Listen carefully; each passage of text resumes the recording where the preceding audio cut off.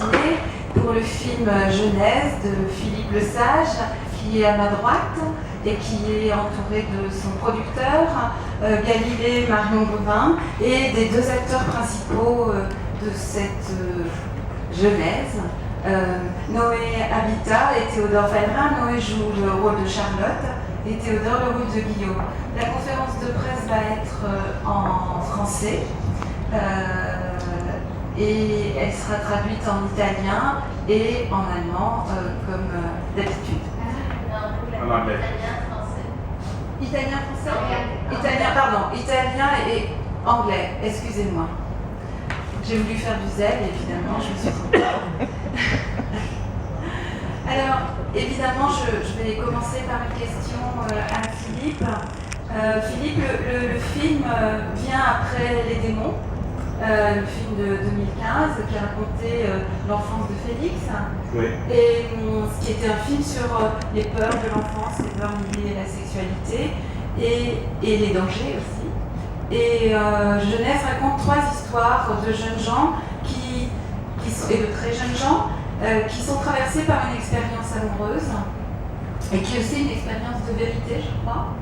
Et je voulais savoir, évidemment, quand on parle d'amour, on parle toujours un peu de soi. Quand on fait du cinéma, on fait toujours du cinéma pour raconter qui on est nous-mêmes. Et je voulais savoir qu'est-ce qui, dans le film, porte la trace de tes propres expériences. Bien d'abord, je pense qu'à partir du moment où on fait une œuvre un peu personnelle, je crois que j'écrirais sur les Martiens, et puis je pense que ce serait sans doute un peu autobiographique. C'est difficile de sortir parfois de soi-même quand on essaie d'avoir une approche au cinéma effectivement très personnelle. Et dans ce cas-ci, effectivement, je crois que Les Démons est un film littéralement autobiographique dans le sens où c'était vraiment c'est la famille qui était tout au long faisait le portrait, était très proche de la mienne. Et dans ce film-là, je peux dire qu'il y a à travers les 3 personnages, je pense qu'il y a effectivement une partie il y a une partie qui, même dans le personnage de Noé, en fait, dans Charlotte, je pense qu'il y a un peu de moi dans tous les personnages. Il y a cette idée peut-être de vouloir retourner dans cette période de la jeunesse où tout est en mouvement, où on se pose beaucoup de questions, où effectivement l'adolescence, la sexualité est une question centrale. En fait, on est bouillonnant, on vit les premiers émois. Et voilà, c'était pour moi important de replonger dans cette période en fait, justement d'apporter une espèce de peut-être un désir un peu thérapeutique derrière tout ça, j'en sèche. Mais effectivement, dans Genèse aussi, il y a littéralement un personnage de Félix. En fait, il y a un personnage de Félix qui revient, qui était dans Les Démons et qui revient dans Genèse. Et qui est réellement peut-être plus mon alter ego. En même temps, dans ce film, la figure de l'expérience amoureuse, elle est développée dans vraiment plusieurs configurations. Il y a une expérience sexuelle, une expérience d'une amitié qui devient une amitié amoureuse, en tous les cas d'un désir qui se dessine, les premiers émois de très jeunes adolescents. Il y a aussi l'amour fraternel qui est là, qui est très présent et très émouvant. Est-ce que c'était aussi ça que tu voulais, c'est-à-dire traverser tous ces émois qui sont à la fois les mêmes et en même temps jamais tout à fait les mêmes, et aussi avec cette idée de ne pas assigner un genre particulier? Ben, en fait, je crois que l'idée, en fait, c'était aussi je pense qu'à travers en fait, la beauté de la jeunesse, c'est que la jeunesse ne peut jamais décevoir parce qu'elle est à venir. Elle est toujours en mouvement. Elle est toujours une promesse de quelque chose. Et c'est ce qui me touche beaucoup, en fait, dans les personnages du film ici, c'est qu'ils ils aiment sans se protéger. Ils aiment sans peur. Et je pense que le drame de la jeunesse aussi parfois, c'est qu'on est entouré des mauvaises personnes et on aime les mauvaises personnes parce qu'on y va un peu par cantonnement. On est inexpérimenté, alors on se méfie peu. Mais c'est aussi ce que je trouve belle en elle, c'est que justement elle ne se protège pas et puis elle se bute parfois justement à un monde qui est plus cruel, plus dur. Et je crois qu'il y a quelque chose, en fait, surtout dans le personnage de Théodore et de Charlotte, c'est comme si leur passion n'avait pas d'écho dans le monde dans lequel ils vivent. Et je crois effectivement qu'il y a cette idée que peut-être qu'on veut aimer quand on est jeune sans défense, et puis finalement le monde parfois nous corrompt assez rapidement. Parce que justement il ne répond pas à notre demande et notre idéalisme en prend un coup. Il y a une question là. Buongiorno, complimenti per il film. È un film che passa dall'inferno al paradiso ideale, poi c'è questo passaggio dal dramma totale all'idillio, ma in tutti e due i passaggi, in tutte e due le parti del film, quello che manca è la figura del genitore, manca la famiglia che c'è alle spalle, mancano e nella seconda parte sono affidati ad altri. Ecco, quanto è importante questo?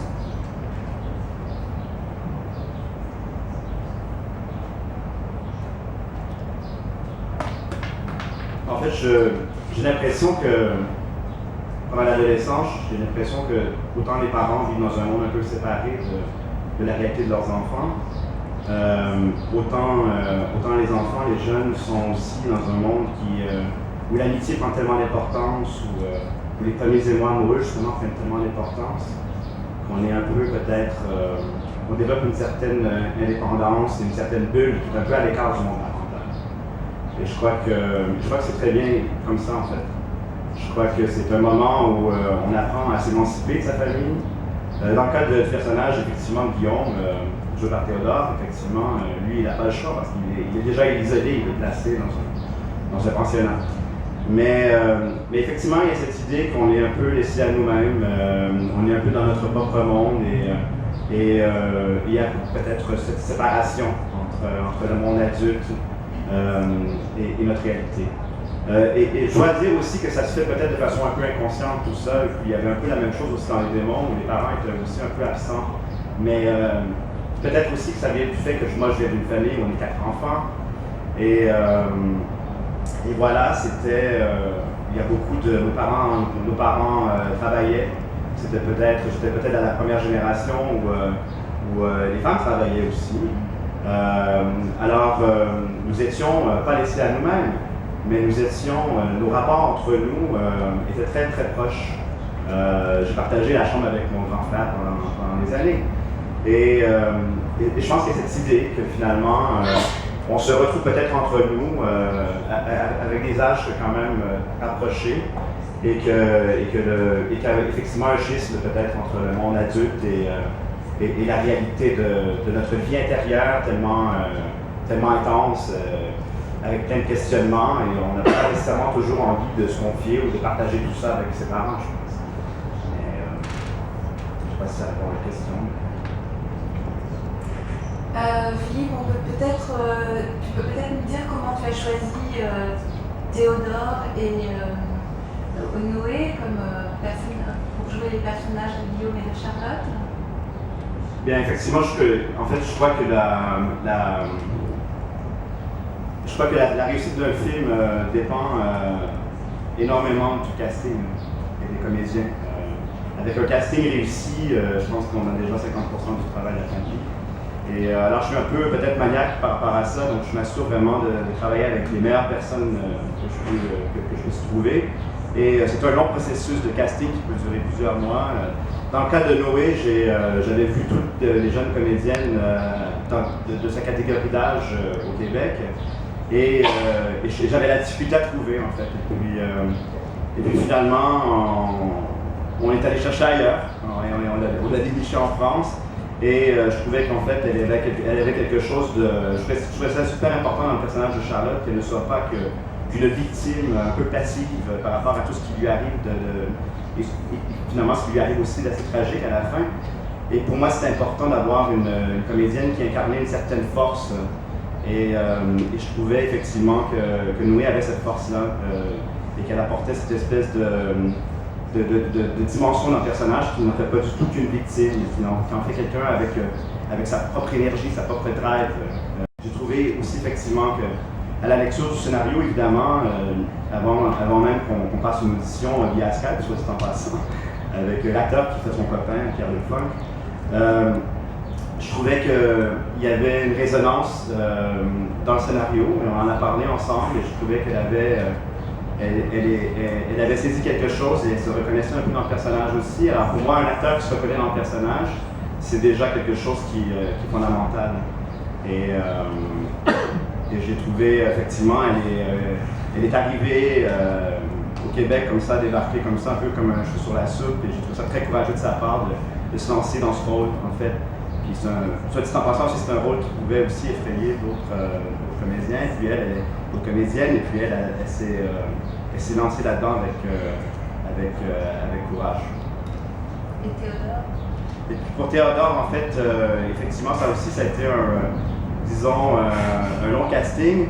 Et ce qui est arrivé, en fait, c'est que je croyais au départ que, parce que j'avais travaillé avec Théodore, je connaissais son immense talent, j'avais travaillé avec lui avec Les Démons, fait son premier rôle au cinéma, c'est dans Les Démons. Et je suis très fier de lui avoir donné son premier rôle au cinéma parce que Théodore est littéralement une étoile montante en ce moment. Et en fait, j'avais la crainte qu'il soit trop vieux pour le rôle de Guillaume. Guillaume a 16-17 ans, tout ça, puis j'avais cette crainte. Et puis finalement, en passant l'audition, en fait, au départ, j'avais fait passer l'audition du rôle de Maxime, le copain de Noé. Et puis, ça fonctionnait moins bien. Et puis après ça, j'ai décidé de lui faire passer l'audition pour Guillaume. Et là, il y a comme une révélation, ça s'est imposé de lui-même. Je crois qu'un acteur de son calibre est capable de se transformer. Et finalement, je pense que ça marche très bien en fait. On y croit vraiment à son côté juvénile. Et voilà, ça s'est imposé en revoyant les rushs de l'audition. Je trouvais que je ne pouvais pas donner le rôle à quelqu'un d'autre. Alors, je sais, Théodore et Noé, vous n'avez pas encore vu le film. Vous allez le découvrir tout à l'heure à 14h. J'imagine que vous êtes un peu à la fois impatient et un peu tendu, peut-être. Comment vous avez-vous traversé cette expérience qui est quand même une expérience très intime qui vous est demandé de jouer et comment vous avez vécu ça, par exemple Noé, après le personnage de Ava, dont vous avez découvert l'année dernière, qui est un personnage extrêmement sauvage. Là, vous êtes pris dans un rôle féminin, on attend des filles et un peu plus serré comme ça. Comment vous avez traversé ça?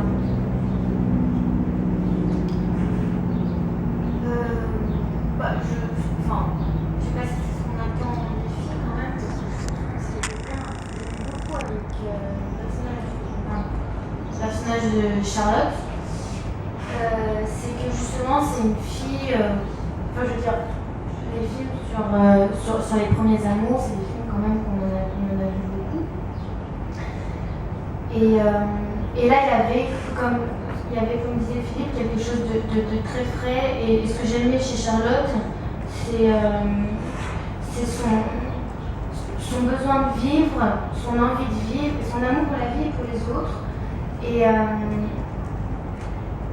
Et puis voilà, et puis à la fois comme elle se donne, ce n'était pas du tout le cas d'Ava, donc moi j'aimais bien changer ça. Et puis de toute façon, on donne toujours un peu de nous-mêmes dans les personnages, donc oui, moi je me reconnaissais un peu en elle dans sa personnalité. Nous, on a l'impression que ça sera une éternelle amoureuse. Mais j'espère pour elle. Après, non, mais je veux dire, oui. Après, on peut être amoureuse de plein de choses et de plein de personnes différentes. Mais oui, peut-être. C'est des grands romantiques dans Jonas, c'est des gens qui vivent fortement les choses. Il y a une espèce de... Ils vivent dans le moment présent, j'ai l'impression qu'ils embrassent ce qui leur arrive, qui veulent beaucoup de la vie, qui demandent beaucoup des autres, ils veulent le ciel, ils veulent l'amour, ils veulent la grandeur, sans que ce soit dans l'abondance, mais ils veulent quelque chose de vrai, il y a une recherche de quelque chose de sacré, je pense. Puis quand tu sors de l'enfance, puis tu arrives dans l'adolescence, c'est ça, c'est qu'ils commencent à se heurter. C'est des illusions après des illusions après des illusions. Alors il y a ce désir-là immense de quelque chose qu'ils ne savent pas trop exactement c'est quoi, ou comment aller chercher, ou ils commencent à ressentir des affaires, puis ils ne savent pas ce que c'est exactement, mais ils veulent aller vers ça, puis après ils se heurtent à d'autres, puis à des gens qui veulent autre chose d'eux. Oui, c'est très juste le mot romantique, c'est exactement ça qui traverse le film. Monsieur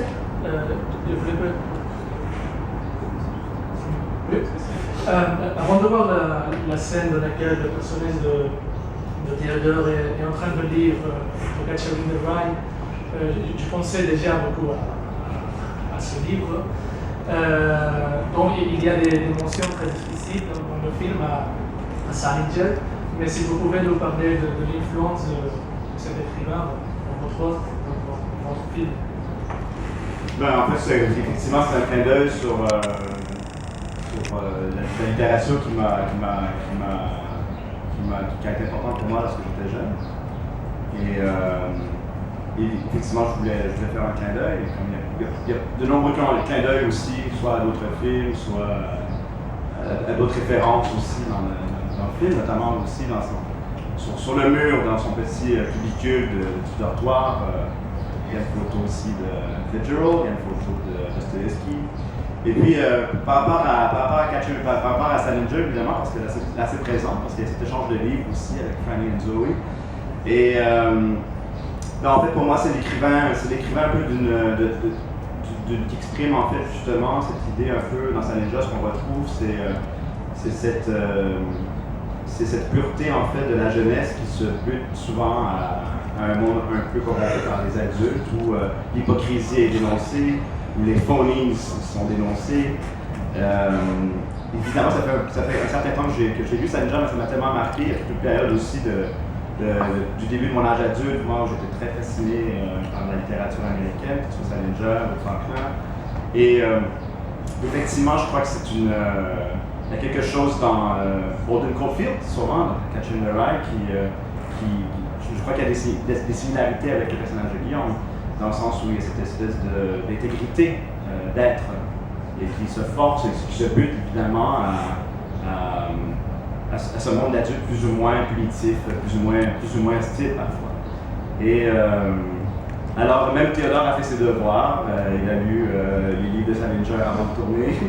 C'était son initiative. Théodore aussi, ce qui est intéressant, c'est que il a vraiment travaillé aussi en amont du tournage, notamment. Moi, j'ai vécu vraiment l'adolescence dans un collège de garçons, ce qui est une chose horrible. Et j'en suis sorti, mais bon. Il faut quand même que je fasse un film là-dessus pour m'en sortir encore mieux. Mais Théodore n'a pas vécu ça du tout, alors lui a vraiment aussi manifesté le désir d'aller passer quelques jours dans le collège, en fait, où j'ai étudié. Alors, il s'est assis dans la classe comme ça, et puis il a observé l'ambiance d'une classe de garçons. Et il a lu Salinger. Voilà. È chiaramente un film dove la parola ha la sua importanza, il detto. Dunque le persone equivocando le parole ci lasciano, le persone dichiarano attraverso le parole, e anche nella parte finale l'educatore indica al ragazzo per dire dell'amore di scrivere una lettera. E diciamo che oltre ai fatti che succedono, le parole sono quelle che determinano tutto. Perché questa scelta?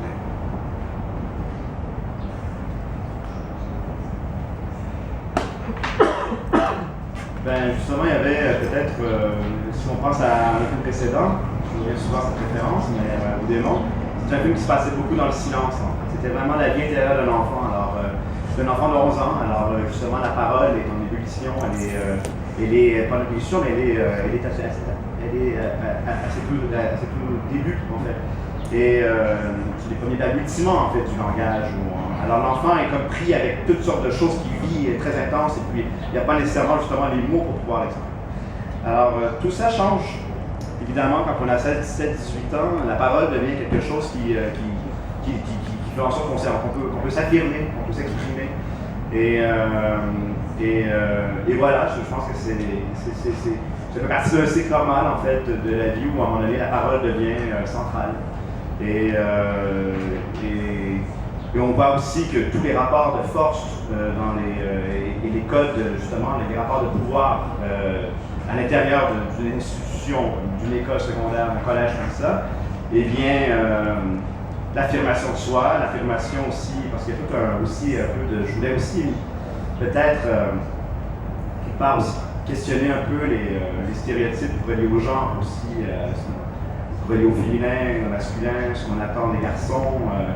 Alors Guillaume, lui, évidemment, vit des choses intérieurement qui viennent complètement en conflit avec ce milieu un peu conservateur d'un collège de jeunes garçons. Parce qu'un collège de jeunes garçons, UP, je vous dis, hein, les jeunes dans un collège UP sont un peu des petits fascistes en puissance. C'est normal, après ça change. Après on s'ouvre, ou ça change pas, je sais pas, mais certaines personnes, mais moi j'avais l'impression que lorsqu'on était jeune, on était vraiment parfois mais d'une étroitesse d'esprit assez flagrante.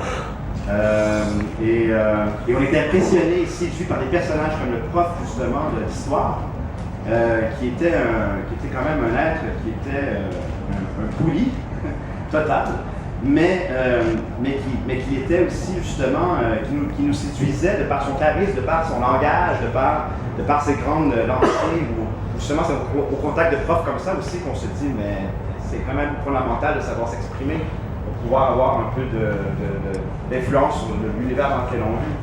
Alors, d'où l'importance de la parole. En même temps, on sait que cette parole, pour Guillaume, c'est à la fois ce qui le sauve et en même temps ce qui lui fait prendre le plus de risques. Oui, absolument. Absolument. C'est par la parole qui... c'est d'abord par un geste, parce que ça commence toujours par un geste. Hein. Le geste de vouloir embrasser, le mouvement vers l'autre. Il suffit d'un geste parfois pour que tout change, pour que tout devienne un peu révolution. Et en ce cas, dans le cas de l'amour, c'est souvent un geste. Et alors ça commence par un geste, et comme effectivement le geste n'a pas... il n'a pas la réponse attendue ou la réponse qu'il voudrait avoir à ce geste, eh bien le voilà qui est forcé de prendre la parole et puis de s'affirmer comme ça. Alors la parole parfois est un détour aussi, peut-être un détour aussi au désir frustré. Je voudrais qu'on parle 2 minutes du coup de force du scénario qu'il y a comme ça, où on est parti dans une histoire croisée entre un frère et une sœur qui se referment sur cette séquence si délicate, tous les deux dans le lit, et puis tout d'un coup il y a une espèce d'ouverture, comme si on arrachait les rideaux, et on s'ouvre sur cette séquence de camp champêtre. Est-ce que c'était quelque chose qui était voulu dès le départ? Comment c'est arrivé cette idée de couper comme ça le film d'une manière extrêmement tranchée entre les deux? Et oui, c'était dès le départ, c'était comme ça dans le scénario. Je suis même étonné d'avoir eu un peu de financement après avoir en écrivant quelque chose avec une fin aussi peut-être hors norme. Mais tant mieux, on a fait confiance. Et pour moi, c'était... je m'ennuie beaucoup comme spectateur au cinéma, souvent, pas toujours, mais souvent, parce qu'il y a quelque chose de très convenu, de très conventionnel, parfois dans la structure des films.